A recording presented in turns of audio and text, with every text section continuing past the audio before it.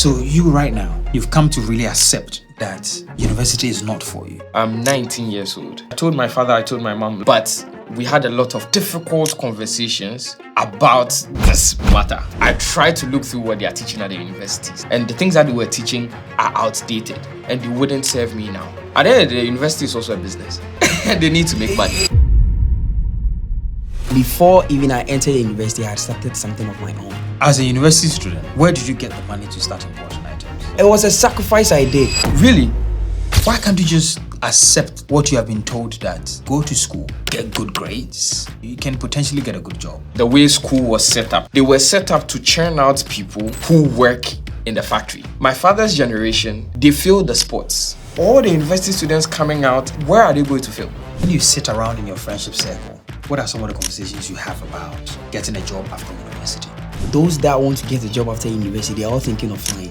Jackpot. They want left inside. We all want Ghana to succeed. Me too, I want to eat. And if there are no opportunities here for me to eat, we'll fly. Now let's talk about the pressures of girls on the lives of young people. Serious. Sometimes you want to have peace with your money, but the bills, especially the girls and then your moms have too, they come unplanned. If your girlfriend, if your friend are not adding on to where you want to go and they are taking, then why are we doing, bro? Have you tried gambling before? It's had a very good impact in my entrepreneurial life. Good impact. Fear is the thing that is stopping people. Fear of how other people will react to the stuff that you are doing. Fear of your mother looking at you weird. That is what is stopping people. And that is the problem. And I want every young person, Ghana, Africa, to look into fear's eyes today and say, I'm scared of you, and go. You're welcome to Connected Minds podcast. My name is Derek Abaite, and Happy New Year once again. I'm glad to have you here. Now, did you know that you can go on Apple Podcast, and you can also go on Spotify and search Connected Minds podcast and listen to our podcast when you're driving, going to work, or even at the gym? Now, a few weeks ago, we launched an importation episode, and it was screened in the cinemas in Accra. And many of you were asking how they can also get to watch it. There's a link in the description and also in the comments right now that you can click on watch.tribe.io and also watch the episode. Excitingly, I've answered a question that a lot of young people have been asking me. When are we going to see people we can also relate with on your podcast? And this is why today I've got Sean and Kweku in the studio. Now, Sean has a very interesting story. A young Ghanaian boy who decided not to go to university and chart his own course. And I must say, he's doing amazing with that. And I have Kweku. Now, this Mr. Bechi guy decided to stay at university and follow what a lot of our parents have told us to do, but also become a real hustler at university. Look, there are a lot of struggles that the average Ghanaian youth go through. And today, this conversation is going to discuss a lot of the issues. For some older people, it's going to be nostalgic, but I hope you enjoy it. Stay connected. You're welcome to my studio. Thank you. And yourself. Thank you very much. Yeah. How's it going? Everything is cool over here. Yeah. Happy New Year, man. Happy New Year to you too. 2026. 2026. Yeah. More work to be done. Absolutely. A lot to be achieved. Yeah. How do we turn this into a discussion rather than an interview? And that's my aim today. Okay. I want us to discuss the Ghanaian youth problem. Or maybe say the African youth problem, because that's where we are. Yeah. And I love what you guys do. Thank you. Honestly. Thank you. Thank you very much. When I was at university, I was wild. Actually, before even university, I was quite wild. Always after the money. But I see what you have done, especially. And you yourself, your content as well. Amazing. Now, let's talk about it. Talk to me about yourself very quickly. Okay, so my name is Shonama. I'm 19 years old. Right now, what I do is I create videos on the internet. I usually answer questions and tell stories about things that people might not necessarily want to find answers of. But we do that in a deep way so that when they leave the conversation of that 1 minute, 30-second video, they get something that impacts their lives that they can carry on and tell other people about. And so that is what I do right now. Yes, that's. Is it who I paying am. you? Is it paying me? Yes, yeah. It is. It is Awesome. giving. It's I bringing mean, money. later I'm gonna get deep into the reason why you decided not to go to university Mm. and how your parents felt about it. Right. All right, Kweku. Yeah, so my name is Kokudia Bechi, and I'm a student of the University of Ghana. And also, I'm an entrepreneur. I do importation and then, also production. So, yeah, that's what I do for right now. And then that is what is keeping me up now. You were in Kumasi. You had to rush here. Yeah. Yeah. What happens there in Kumasi? What happens there? Yeah. What do you usually do when you go to Kumasi? Okay, so when I'm in Kumasi, it's a 9 to 5 thing. Okay. Yeah, I go to work in the morning and come back at home in the evening. Yeah. Awesome. Now, Sean, I want you to take me through you growing up, what your vision was, what your dreams were, what you were really thinking of about life. You're a 19-year-old boy who's got a lot of years ahead of you. But take me back to maybe 5 years ago, 6 years ago. Right. So for me, every time I get to have this conversation, what I say is I was a really good student in school. And so my dad was teaching at the time. My mother is a teacher. My grandmother owns a school. So for me, the school and the education thing was just around me. And so because of that, I was a really good student. At the same time, one thing I think my parents did very well is they put me through a lot of different stuff. So they let me speak in front of people. They made me learn music a little bit. They made me dabble in tennis. They made me dabble in a lot of different things. And so because of that, my outlook on life was a little bit different than some of my peers. And as I kept growing and entered into SHS, I would say I didn't know what I wanted to do. When I was in JHS, they asked me, what do you want to do in the future? I told them I wanted to become a physicist. Because at the time I saw Albert Einstein and it was like, hey, big. I didn't understand how science would whoop my ass in school. But that is who I wanted to be because I didn't understand it. Now, when I entered SHS and I started meeting people, the interesting thing about SHS and Presec that I went to is that you get to meet people who are also brilliant and people who have different outlooks on life. And so speaking with them, getting to understand who they are and the type of content they consume, the people around me, they affected me. And it affected the type of content I consume. And I say content specifically because without that, I don't think I'll see things the way I see them now. I see. Yes. And so the content I consumed, I started consuming entrepreneurial content. I started consuming creative content. What I mean by that is people who are building businesses, who are either my age or 70. It doesn't matter. The fact that they are doing something interesting and something different piqued my interest. And so I kept on consuming stuff like that. Started reading more books. I started reading more. I think my first book I read was Steve Jobs' biography. And when I read that, I was like, this whole world is like, there's a whole world that I haven't entered yet. And so I kept on reading more books. And because of that, I became more and more different than my peers. And so then I took the bold decision of not going to the university. I'm going to come to that. Yeah. Kweku, how old are you now? I'm 25. 25. So say when you were 16 years, 16.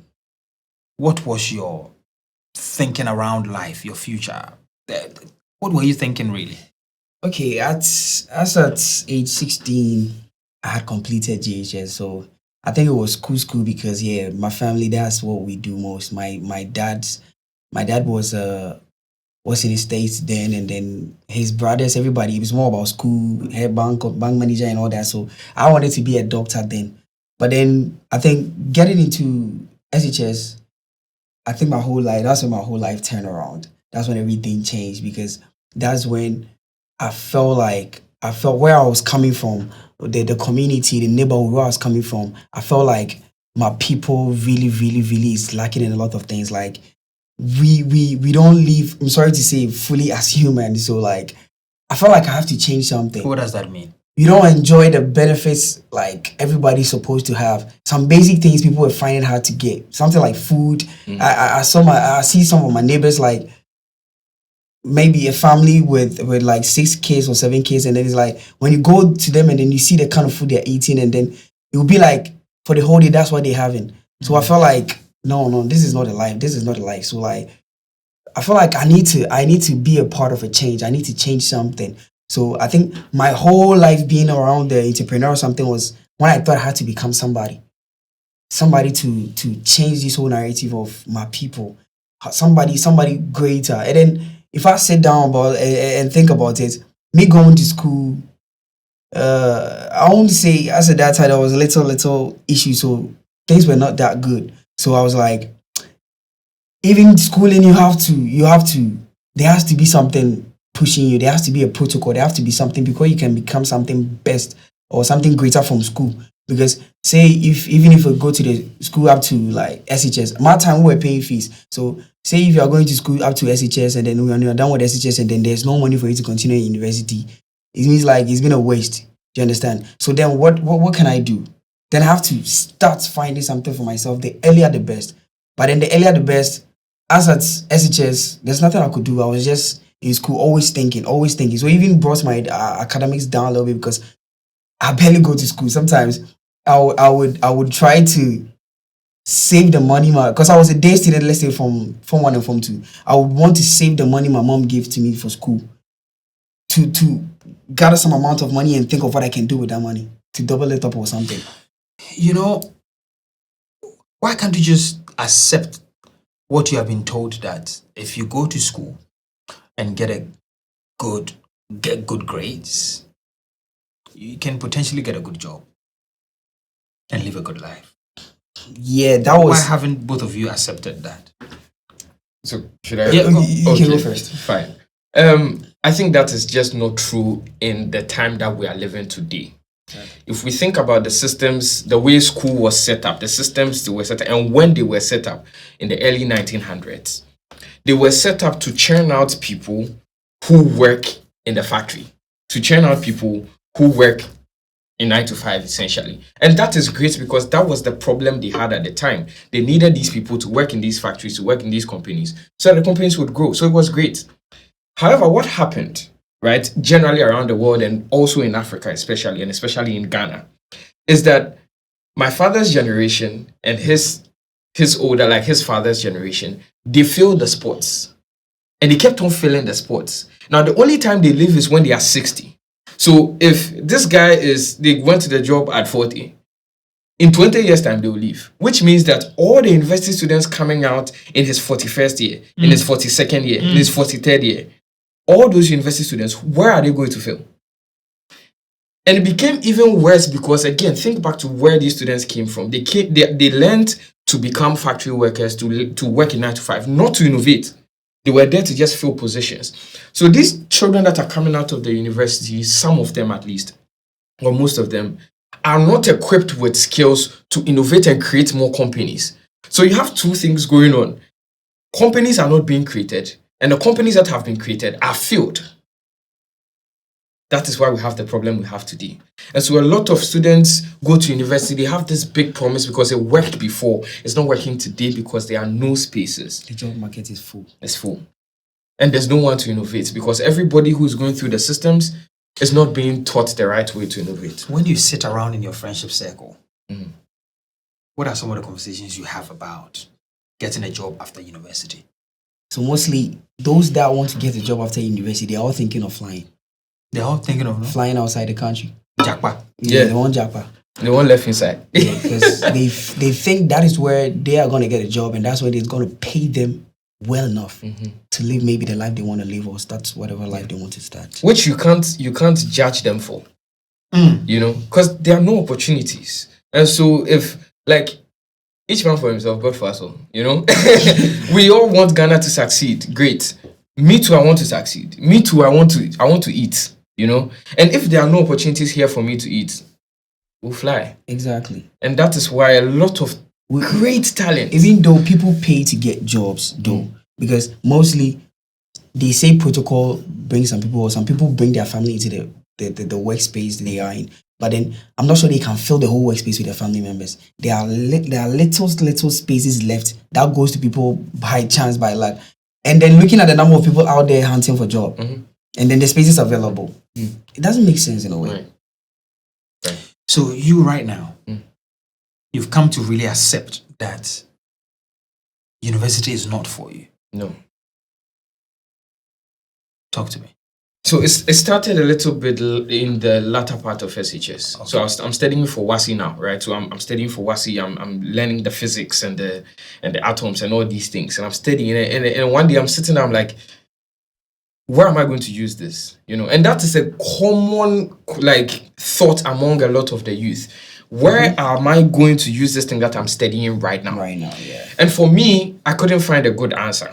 Now, that doesn't mean that it doesn't matter. No, at the time, I couldn't find a good answer. So I was like, okay, I'll just study. I'll pass this WASI and give it to my parents. And then say, yo, I'm done, So I finished that. Through that struggle, it was very painful for me during the last part of my SHS years. It was very, very painful because I didn't see why I was doing it. And if I don't find my why, if it doesn't push me enough, I would just I'll dread it and I'll just get angry at it, but I'll still do it because I have to please my parents. So I did that, right? Now, after the conversation came up again, so I told my father, I told my mom, I genuinely don't know. So it's two things. I genuinely don't know what I'm going to do in the universities, right? So we had that conversation. And so I want to take a year off and figure out what I want to do. In that time, I tried to look through what they are teaching at the universities, and I realized that the things that I was interested in at the time, I'm interested in marketing, I'm interested in psychology, and I'm interested in a lot of other things. Now, they teach those things at the universities, but are they teaching the things that are working today? That was the question. And so I looked through this. I actually looked through the syllabus. I actually looked through the things that they were teaching, and I realized that the things that they were teaching are not exactly what I want to learn. And the things that they were teaching are outdated and they wouldn't serve me now. And so the thought process was, what if I just do it? What if I just, instead of going to study for 4 years and do the thing later, what if I just enter it, fuck around and find out, right? Just enter it and see what happens. And that is what I did. So I started creating videos on the internet, started reading books that were set now and not books that were set in 1950s to understand how the marketing space worked, how psychology worked, how storytelling worked today and not yesterday. And that is the reason why that's the main reason why I think I didn't go to the university. Now, of course, there were consequences to that, right? Because we live in Africa. Obviously, generally in Africa, everybody wants their child to go to the university. In Ghana, everybody wants their child to go to the university. Just pause. Right. Why? For a moment there, I think I had the same thoughts. I didn't know what I'm going to do in university in the first place. So even when I completed SHS, it took me 3 years before I got to the university because I was still trying to figure out what can I do that is going to work aside the university. So I think I started with, that's when I did music. I tried the importation because I was watching my dad. I have this stepfather that's imports. I used to watch him, how he does his things, the importation and everything. So, the first thing that made me wanted to do this thing more was this man had 9 kids with me and my brothers 3, making 12. So if I look at the expenses of this man, every money he spends, and that's none of the kids too complains they are not paying, the school fees is not being paid, he puts food on the table, everything is being taken care of and all that. And he was using this old 180 Benz. So what came in my mind was, so if I imagine myself if I was having this business but not having this family, not having these people to take care of, I think I would have been somebody bigger. I could do something that somebody won't sit somewhere and say, oh, since he's a small boy and he's got this, he's a fraud boy.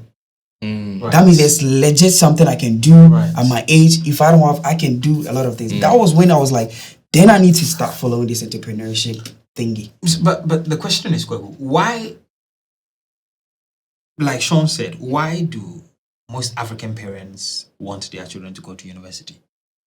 So I read a little issue about this whole thing, I think during Nkrumah's time, and I think at that time the officers, the people, the corporate workers, I think they had a high status in the community. So everybody wanted their kid to at some point to grow and become like that person. So I think it's something that's in most of the mothers said Because there's something they say and play with it. When the mother's child become a doctor or let's say bank manager, they mostly start to forget their names. They will say, Kwabena Menu or something again. Oh, me bano a bank manager. And, oh, me Right. the status, you understand? Status. Mostly the status. So they even sometimes go beyond forgetting what the kid actually wants to be in life. Right. They actually forget that. And I think it's really interesting that happens, right? Of course, the promise that you were given that so Obani Beye we are many status we or I'll get this at the end of that, right? Yeah. Just for communities to see that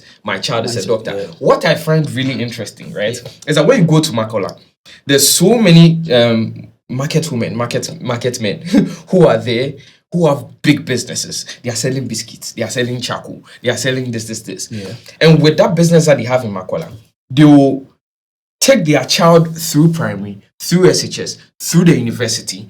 And when their child finishes university, they want their child to go and become a bank manager. They want their child to go and become a doctor. Instead of helping them grow their business and make it bigger.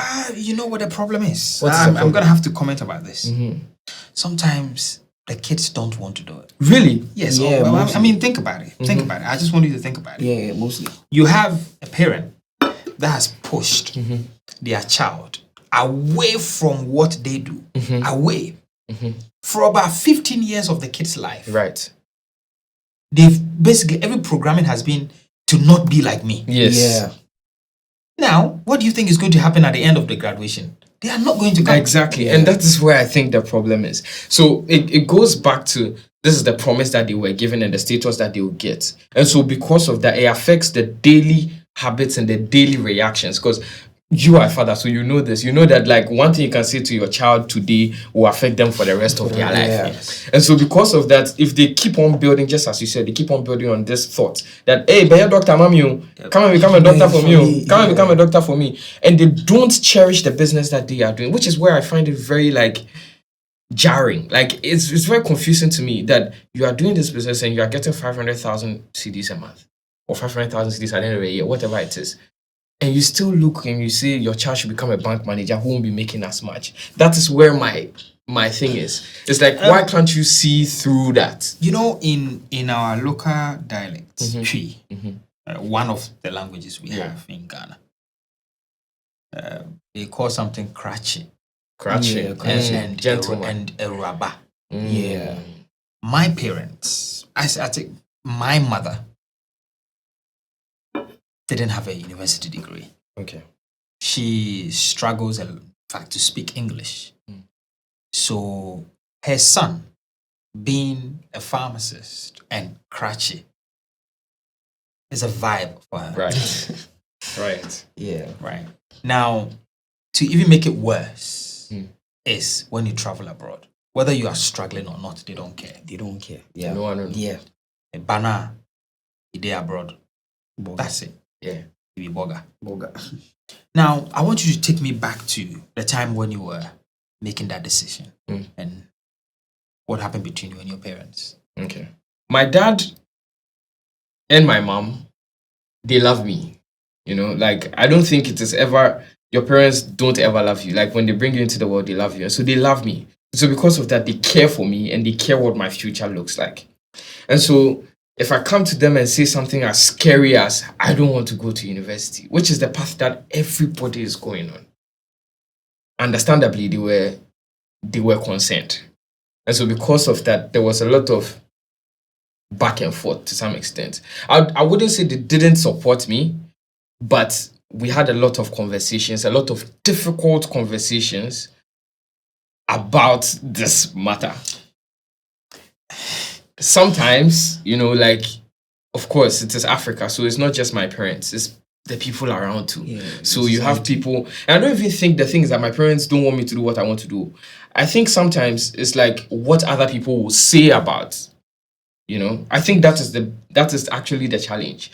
And so it was hard for them to understand. But I promised them that, you know me, we've been in the house for 18 years. You know that when I set my mind to something, I'm going to do it. And one thing that my dad told me a year after this is that when I said it and immediately I came back from school, he saw me studying. He saw me, like I'm finished with SHS.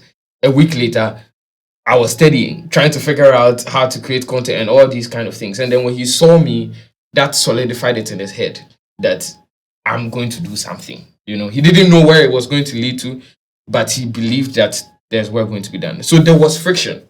I wouldn't say there wasn't friction. There was friction. Family members, I don't want to go deep into it, but family members would talk. You would hear family members talking. You would hear people judging you for the decision that you took, even though they don't understand anything about your life. Do you think as Ghanaians we tend to judge a lot? A lot. People like to give ideas, or people like to give suggestions like they fully understand what is really going on, but they don't. They really don't. So that is something that even happened with me, because even my mom, when I completed SHS, that my dad bought me forms for UDS that I should go. I couldn't trust that man.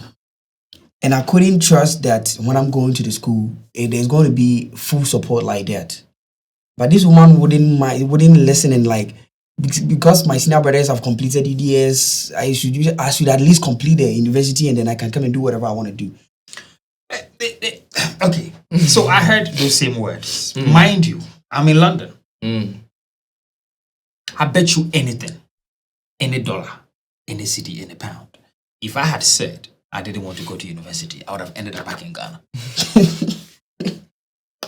I bet you anything. The moment you said that. Look, my father always said that, Derek, I know you love music and I know you love what you do, but finish university. Yeah. He always said it.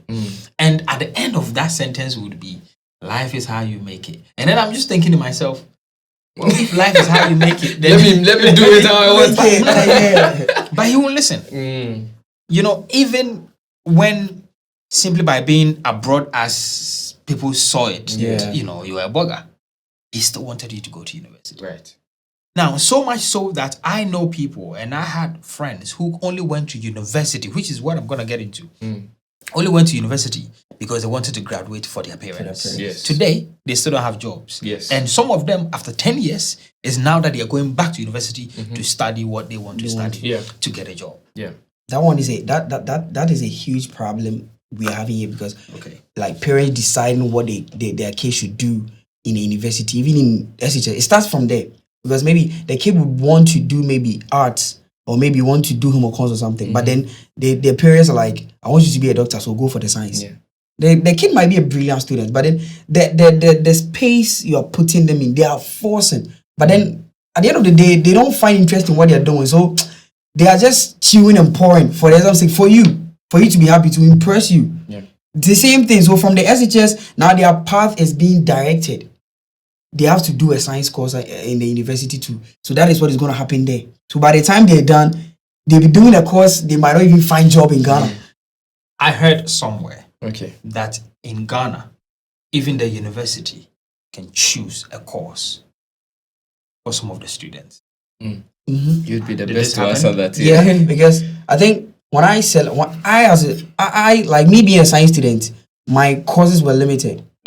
But this is the problem we are talking about here, because they lied to me. Oh, science is a general course. You can do a lot of course you want to. But when I was selecting the courses in the university, not every course that I could do. Why? I don't know. The system is programmed in the way that if you're a science student, you have to do science-related courses. Okay. But then before that, they told me science students we are like general arts. We could do anything. General arts, we could do what science. I didn't even understand. It wasn't making sense to me at that point. But what I'm hearing is when they actually get to the university, because the university just wants to fill up the courses, they push people into courses. I heard that too. Yeah, I heard that too. I can say for a second, because I'm not sure. Someone was speaking to me. It's like their thought processes. At the end of the day, university is also a business. They need to make money, right? It is. And so because of that, if I say I want to go and do marketing in the university, they won't just give me marketing to go and do. No, they would add all these other things that are unnecessary in our eyes, and they will say it is necessary, but in my eyes, I know it is unnecessary. They'll give you all these things because they still have to make money to fill up the spaces and to fill up all these other things. Okay, It works like that. But again, I'm not an expert in it. But that's what when I was having a conversation with someone who is now working, like they are grown and they are going back to uni doing evening classes, and we're saying something like that it's a business. So all the other things need to be filled. Yeah, for what I understand is if you come into the University of Ghana or like per se, like University of Ghana is what I know. It's only I think in the first year that they add some unnecessary course that you have to do compulsory. But then I think after the first year, it's up to you to add it because we do combine and measure, like single measure and then combine. So you can choose to add some courses to what you're already doing as your main, and you can choose to focus on what you're doing. Yeah, so in the University of Ghana, I think that one is your own choice. It's not the school that gives to you. Right. I don't know about the others though, but then the University of Ghana, I think that's what it is. You went to senior high school? I did. Of course. Now, as a young boys in senior high school, at which point do people start getting indoctrinated into things like internet scams? Let me stop you here for a minute. So if it's your first time watching Konnected Minds, or you have been here before but still have not subscribed, do us a favor, because majority of the people that watch our videos have not subscribed. This doesn't help us grow beyond what we expect. So help us by hitting the subscribe button. Thank you. Now let's get back to the conversation. Yeah, so this is something I wanted to say. I think the society is actually programmed us in a way. As I was saying, the system is being made, or people are made to think that you can actually make some amount of money using legal means or rightful ways. So I think as the conversation we're having, job is not there, everything is out, you can't do anything to make money. So they feel like that is the only thing they can go to at that point, because at that point they feel like they don't have anything. And to start from the bottom, manifesting something is its own. Making something from nothing is something you never take it for granted, because from nothing, sometimes it might feel like it's a dream to even make something. It's just only illusion to make something out of that. But when does it actually start in the young boy's life? At which point in university, in the school journey? When they become conscious. Yeah, when then it's what they see. Yeah. So a lot of this internet scams thing, I think it comes from obviously what you see around you and what you want to become. So social media, we dump on social media a lot, but that's the truth. That's where it's coming Social from. media has raised expectations of our life generally across our board. Almost every kid now will probably say they will become a billionaire. But in reality, that's not what will happen. Exactly. But so you have these unrealistic expectations that is being set by social media. And you have these kids or these young boys who don't know how to reach those unrealistic expectations, but they do have them. Yeah, but where do they get the skills from? The skills? Yes. The skill to actually start speaking to people and do all this funny stuff. Where do they actually get the skill from? They learn from the people who are already into it. You see, mostly that's when this theme came about Godfather. My Godfather, my Godfather. So like what they see on the media, they see, let's say I'm 18 years or I'm 19 years, and then I see my colleague, same like around 18, 19, 20, buy a Benz. Living this life, the musicians outside, because to be honest, the lifestyle of these people into these days, they take it from the outsiders. Yeah. So if I see my colleague, my age mates living this lavish life, I feel like I want to do something. You approach him. So you try to get close to understand, for him to show you people who knows about this thing to also teach you. I nearly got into this thing, so I nearly got into it, because at that point I want to make money, I want to be something. 100%. And I felt like it's wrong, but I felt like if I make this money, I can give it a bird bath and then maybe clean it and be, like, because I can invest in other business stuff. But at that time, did you understand the consequences of the actions that you exactly till I was wanted to take? So at that point, you wouldn't even think of the consequences. I see. Yeah. So it's happened. So I think I grew up and I realized, man, all these things are not going to be. It's not my path. It's not what I can be, because how can I sit, or let's say if I become somebody that everybody knows, how can I talk about the good stuff when I know where I'm coming from? And I understand the guilt. And I also think like about this, like whether they'll feel guilt or not. it's moral standards. Who is teaching these kids what to do and what not to do? And for a lot of people who get into these internet scams, those moral things don't exist, in my opinion. They don't exist. Even if they do, Mr. Derek, even if they do, when you're scamming someone outside where you don't see their face, you don't know who they are, you're just talking to a machine. You're literally talking to a machine. There's a human there, but you're talking to a machine. You don't internalize that there's a human being who has built 80 years of their life building this wealth. You don't internalize it because you don't actually physically interact. For these people who do these internet scams, they would most likely not be able to pull it off in person, because then you see the consequences of your actions. Right. The internet blocks that. You are talking to to an avatar. But I also think what we are saying goes beyond just people scamming Westerners. Yeah. Here? They are even scamming people. Yeah. So for me, I think it's basically hunger. Because they say if Mr. Derek, you have food, or let's say if you are rich in a poor community, you are not safe. Because the people there are hungry. Yeah. And will do anything. And when hunger comes to, there's desperation. So poverty is a problem. They will do anything to find air and breathe. Yeah. I mean, poverty is a problem. They are being stressed, they are pressured. So I think this is where they will do anything, because right now they will give excuses. It doesn't justify the action, but then they will give a solid excuse, like, if I didn't do this, mom would have died, my brother wouldn't have. And in their context, like, I never judge them, because in their context, if I was the exact same person as them, or if I were put in their environment, raised up the way they were, I'll do it. I'm not now. I won't, because I'm the way I am. I didn't live the way they lived. But if I was in their environment, if I lived the way they lived, I'll do it. I think the question really is, what other options do young boys have? What other options? So, and you, the two of you, are showing us different options. Right. So what option did you take? Yeah. So for me, I decided to. So I think so. Let's set something as a foundation. Yeah. I think everybody has things they are either interested in or things they have a unique advantage in. Yes. Right. So what that means is that there are some people who were born naturally with a good voice. They can sing. There are some people who can speak in public. They are courageous. They can speak in public. There are some people who can do things with their hands. There are some people who can take good photos, who have a good artistic eye. My thinking is that every young person has some version of this. Even if they don't, there's something they are to some extent interested in that they can hone and get a skill in.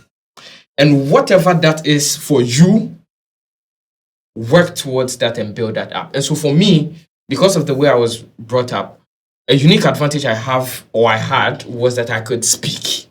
And I could speak in public, and I could easily speak in front of camera. And so because of that, I decided to go into content creation and talk about stuff that I'm interested in. So speaking, but also things I'm interested in, which at the time was tech, now is storytelling, now is marketing, all these things. So I used my unique advantage and told my story online, did my stuff online, and then I've been able to build, to some extent, a business.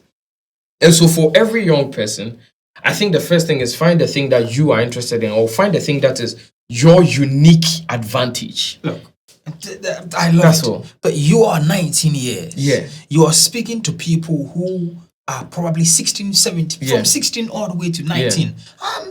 Give or take 25. How do they find that thing? How do they, the process to discovery? That's a good question. Do you want to talk about it? Yes. I wanted to say, I think our school, basic education, play a role in this. Okay. I have a friend. He was not good in class. So, since primary, this guy has been tagged with Bonde.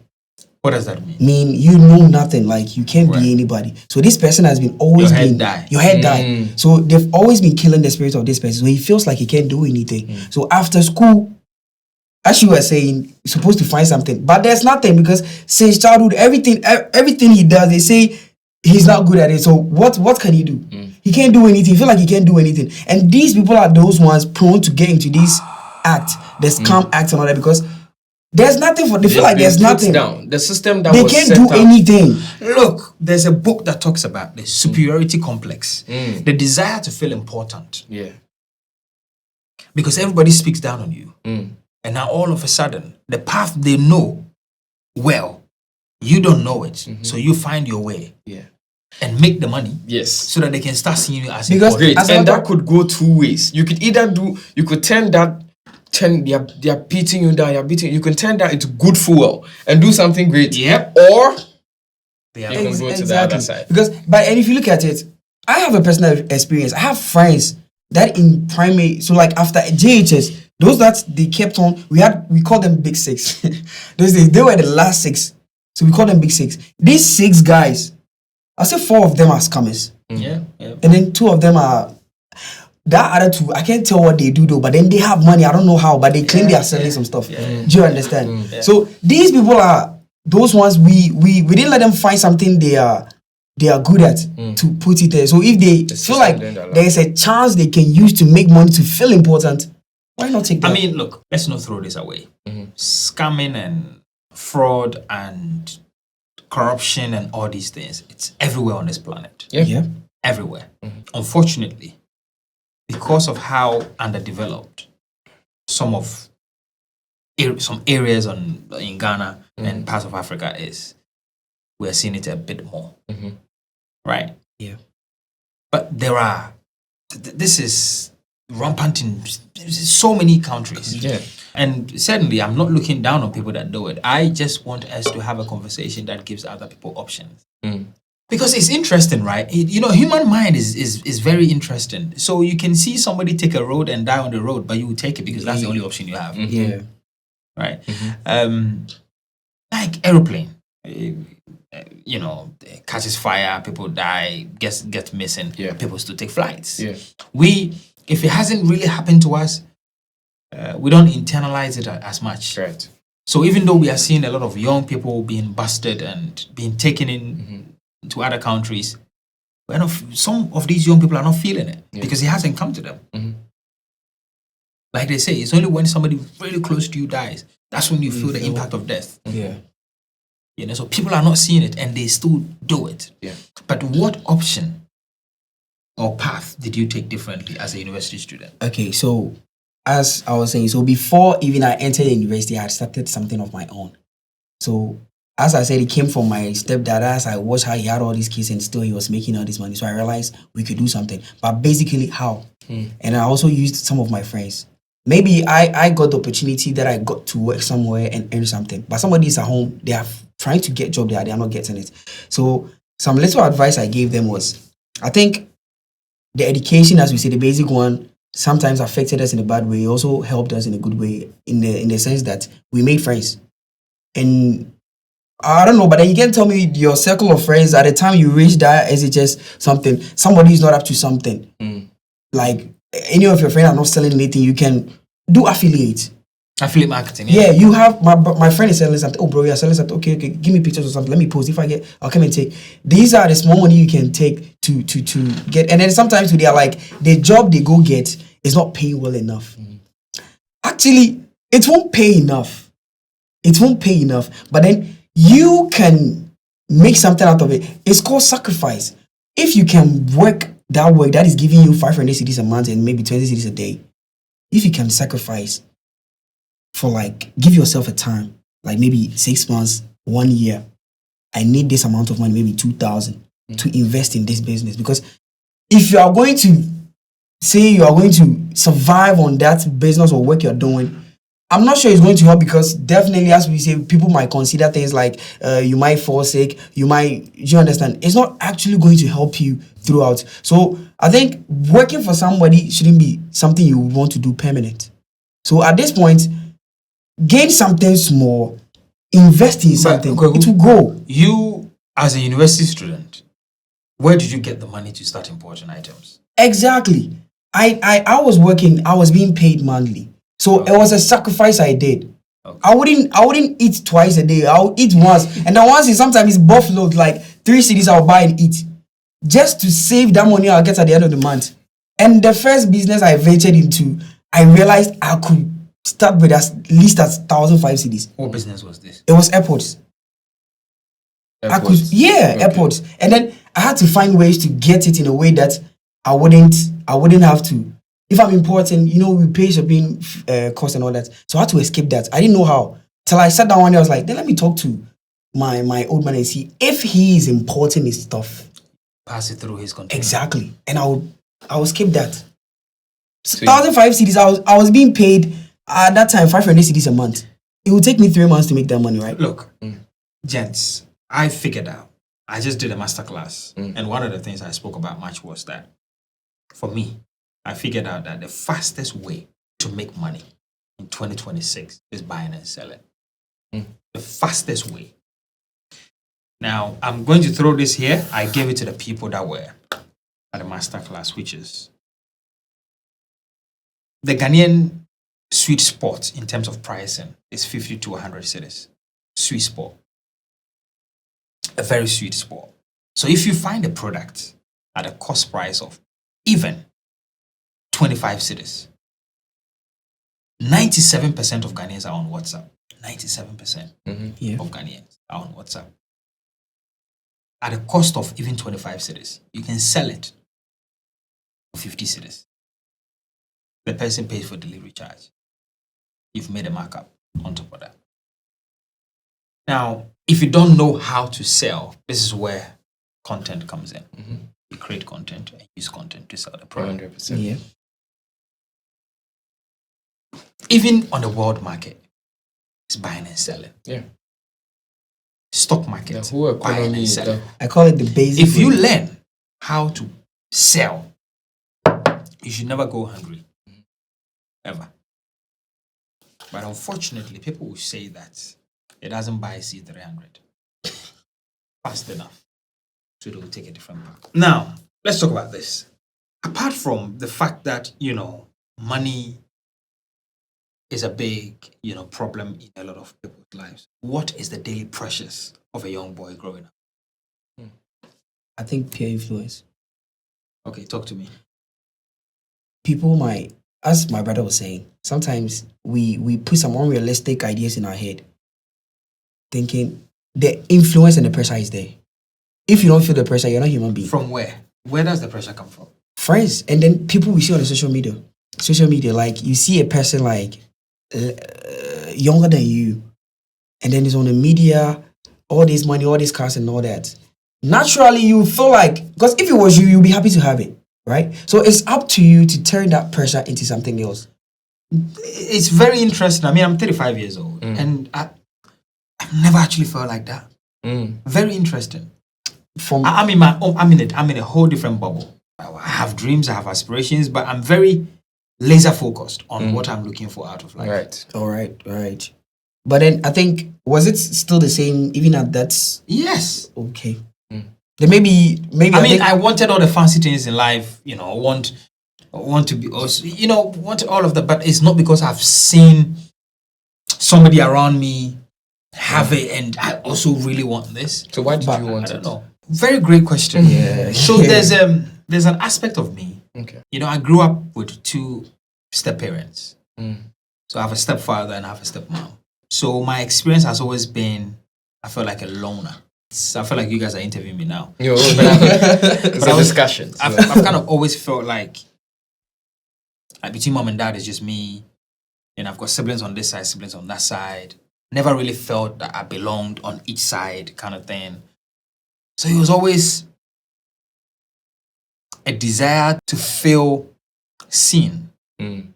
I think that's what has given me that laser focus. So every time I'm doing something, it's for me. I mean, look, I've had, and I can't talk about it. I mean, there are some things I can't really say, but I've had some cars. Doesn't really move me anymore. So I've gone back to driving Chinese cars. I mean, I remember when I was about to get married, I was driving a really nice cabriolet Audi. I sold it and I bought a very small Toyota Yaris before I got married. Didn't really care much because I was busy running my business, busy, trying to get it in my head up the waters. I naturally quite self-motivated. So it's only in Ghana that when I moved to Ghana, I came to hear the words pressure.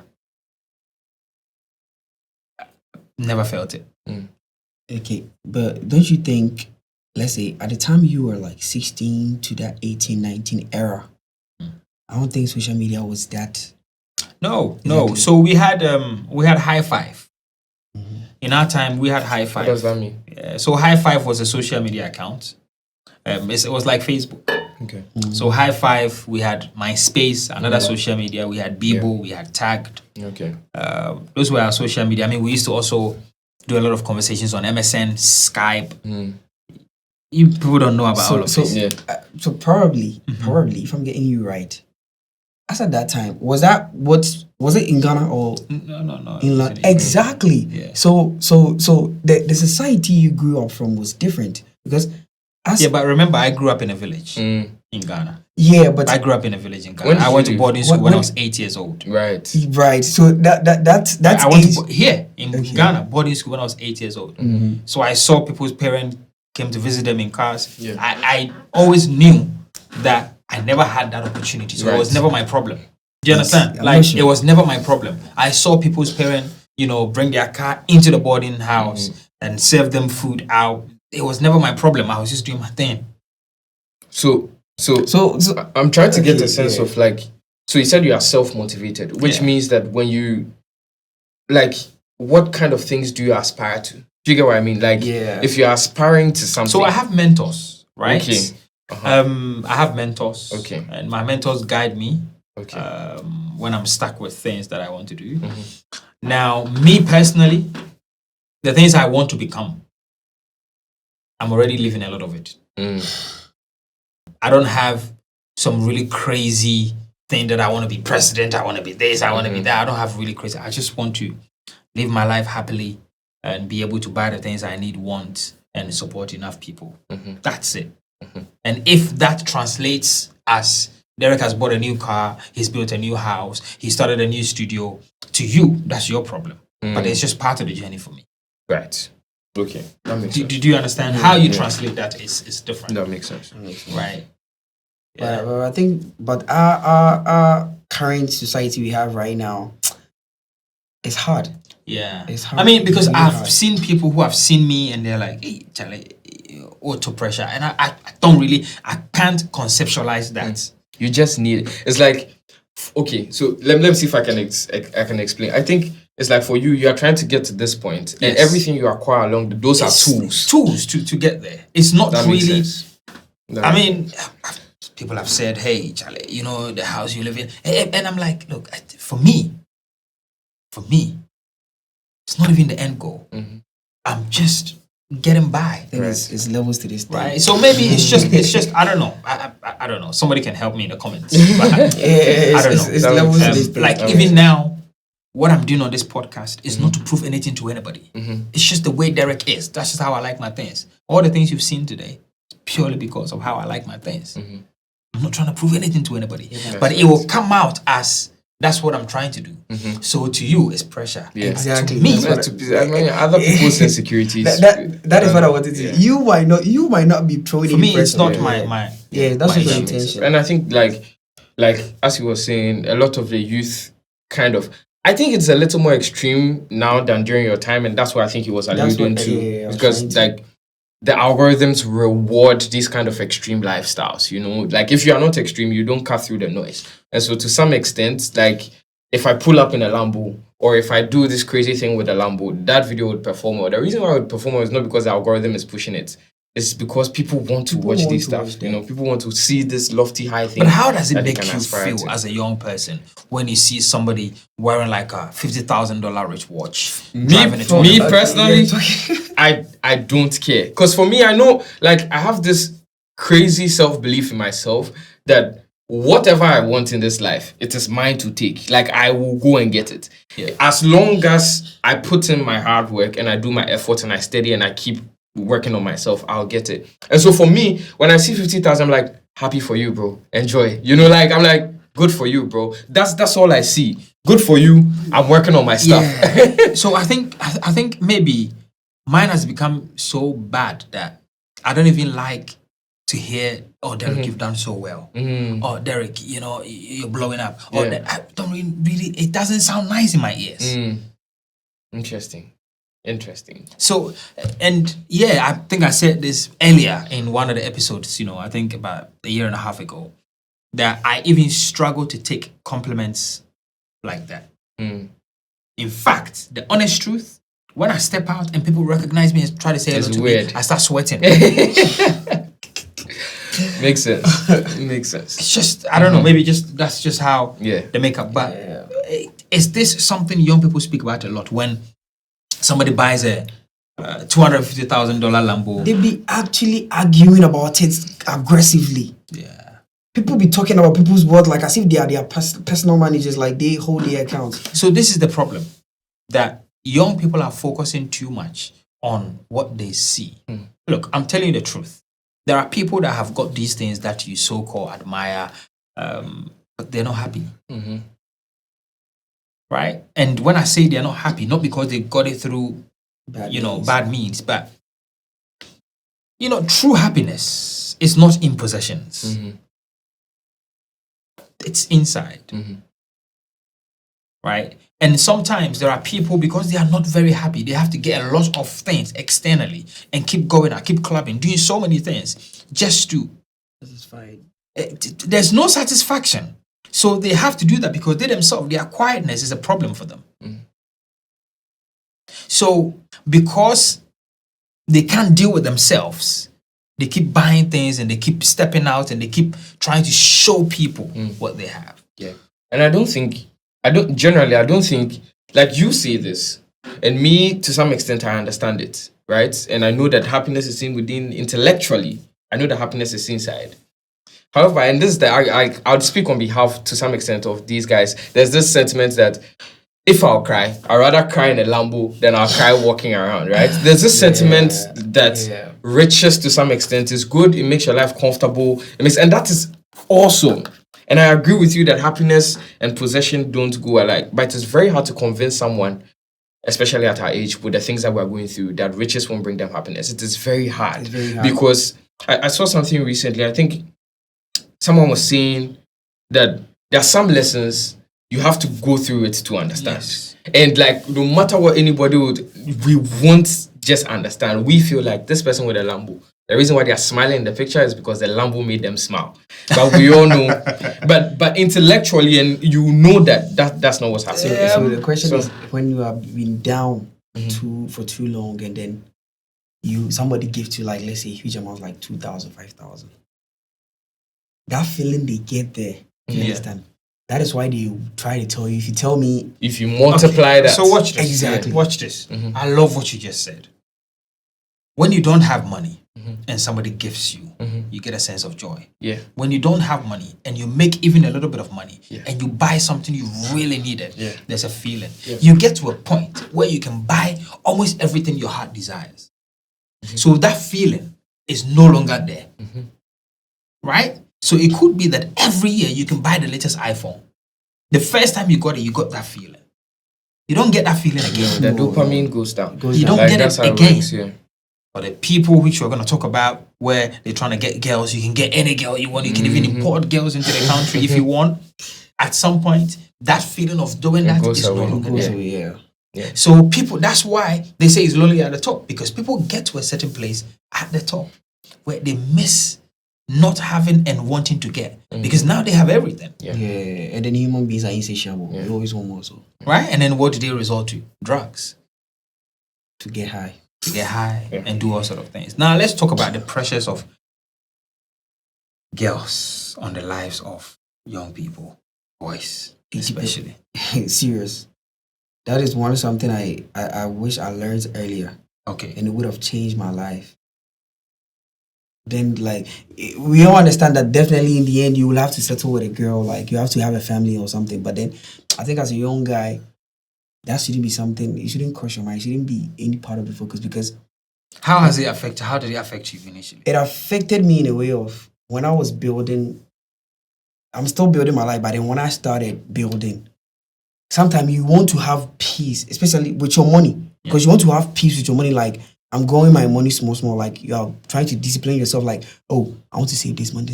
But the bills from these people, especially the girls and your moms have too, they come unplanned. And then if you are into this thing and then you are not using your head, or let me say it that way, at the end of the day, your money goes there without you even knowing. Because you feel like, oh, you have to satisfy their needs. Oh, your girl is asking, if you don't give, somebody will take. I don't know, but somebody will take what? Will take the girl. Is that what happens that is what happening because interesting. I've been in it, but I couldn't play that game, so I had to go out of it. But then I've seen it happening to most of my friends. They are struggling themselves, but then because they feel like somebody will take their girl away or something, the least amount they will get, even if the girl is not asking, they want to impress her. Interesting. Wow. It's kind of take your focus away. So for me, at the early ages, 16, 17, 18, 19, 20, 25, I think you should focus on building a life first. But isn't that a difficult thing to do? To keep yourself it's hard. It's hard. For me, I'll say it's hard, but then priorities. So for me, like I would even generalize it even more. Like there's girls and there's relationships and there's all that, but there's every other temptation. I think like for young people, as we were saying, 16, 17, 18, 19, once you are conscious, because some people, they don't get conscious early enough. I think some young people, it doesn't click you that, it is your life and that nobody's come to save you and that you have to actually work and that the school that you are going is just a system. But when you finish the school, life is there. So it doesn't click them. It doesn't click people early enough.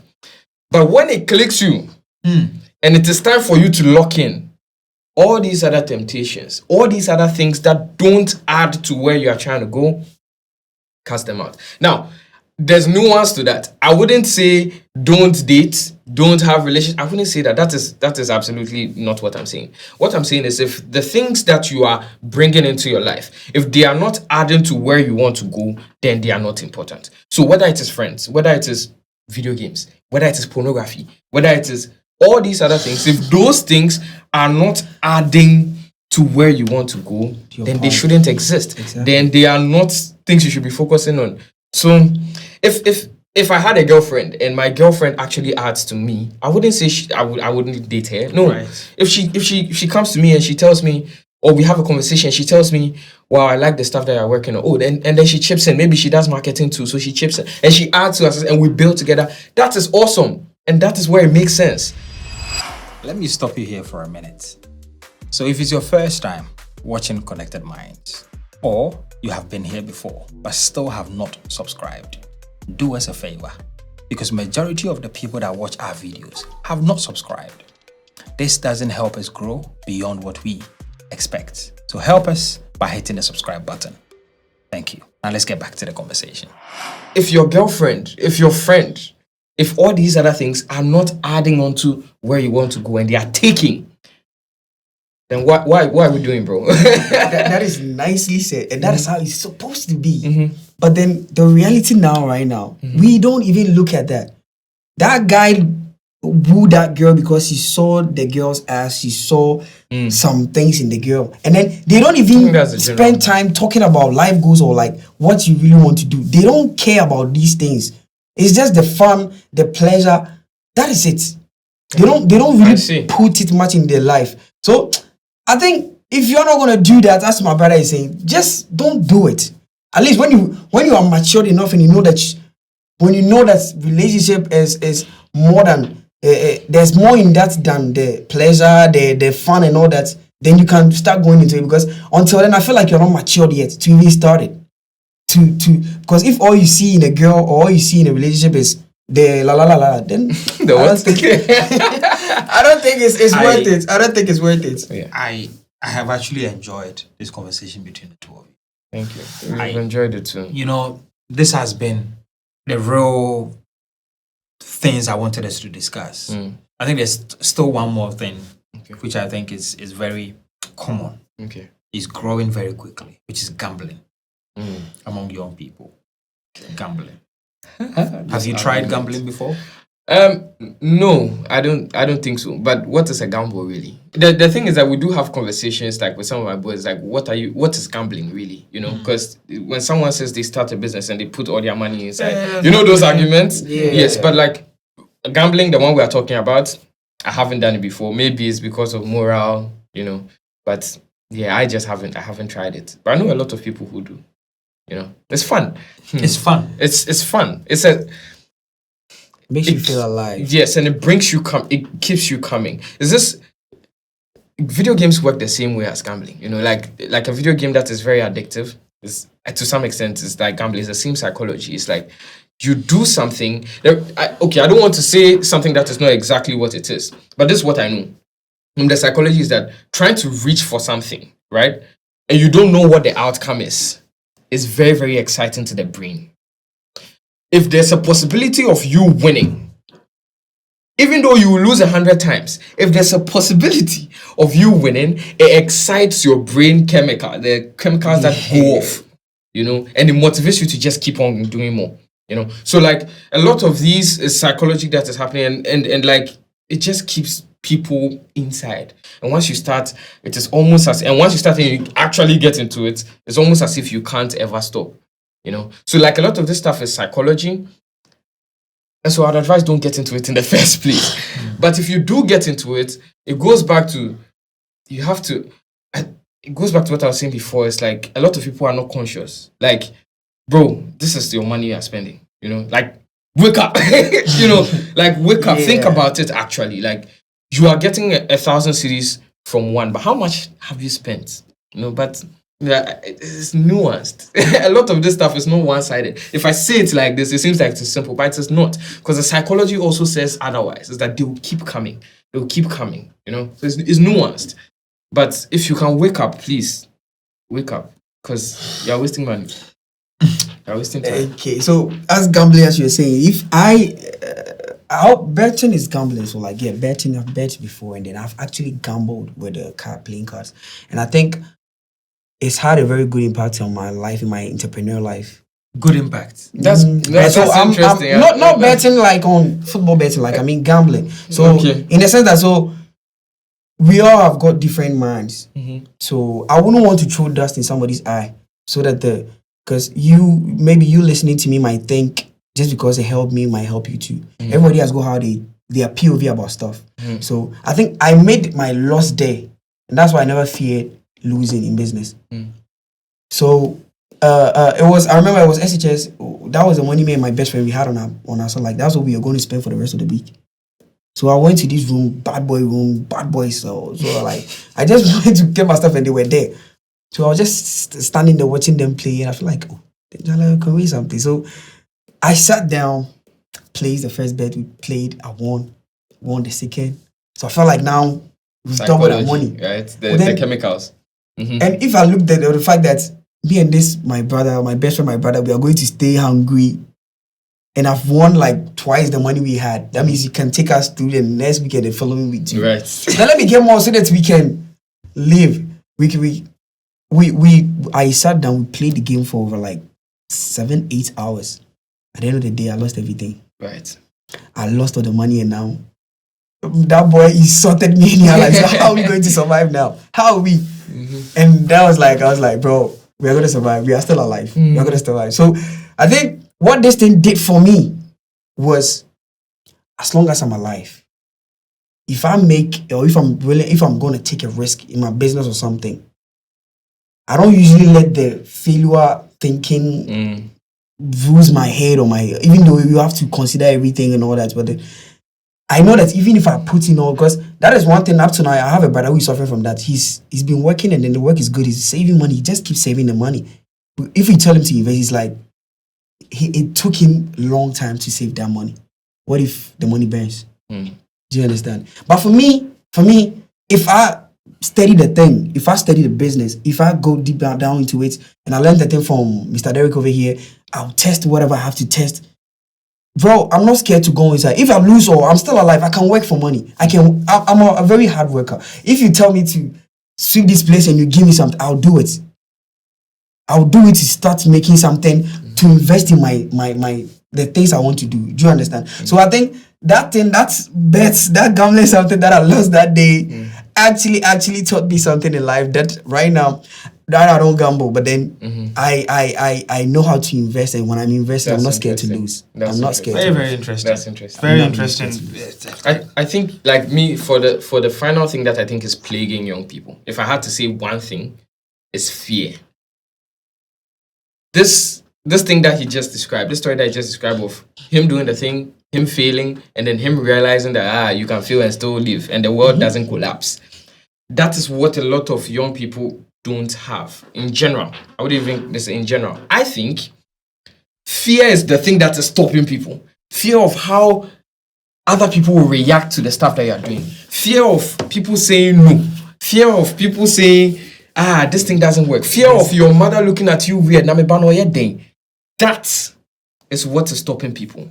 And the way I think about it, and this is like, it is stopping me too. Some of the decisions I want to take, some of the projects I want to work on, I don't go because I'm scared it might flop, or I don't go because I'm scared or it will be cringe.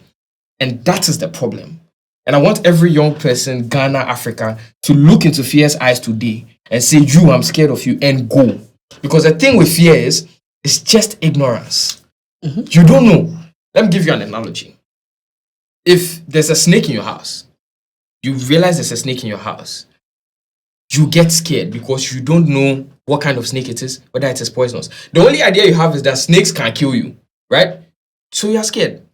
Imagine we call an exterminator, someone who actually deals with snakes. When they come, they look at the snake, bang, bang, bang, pick the snake, cut its head, whatever, and then they send it away. The reason why that exterminator can do that is because they are not scared. The reason why they are not scared is because they just know that 90% of snakes are not poisonous, and that this snake that you have in your room is not poisonous. And so they can pick it and go and cut the head. The reason why we are scared to take decisions is because we don't know what is at the end. At the end, yeah. We are ignorant. But the only way you find out, the only way you conquer that is just by seeing the snake and saying, fuck it. And going. Face the fear. Yes, that is all. And so, whether it is posting videos on the internet, whether it is writing a story, whether it is starting a business, whether it is just do anything at all for young people, look at the fear and say, today I'm going to conquer you. Today you are not going to be the better of me. I believe in myself. I believe in whoever created me, whoever you believe, whether it is God, whether it is Allah. I believe in myself, and I'm going to do it. And once you start, you realize that it's not even that crazy. So that's the problem. Thank you so much. Thank you. Thank you. You guys have done fantastic. I've enjoyed the conversation. Me too. I don't know how my viewers are going to relate with this, but let's see how it goes. And if you made it to the end, I'd love to know in the comments. Thank you so much. My name is Derek Abaite, and I'm out.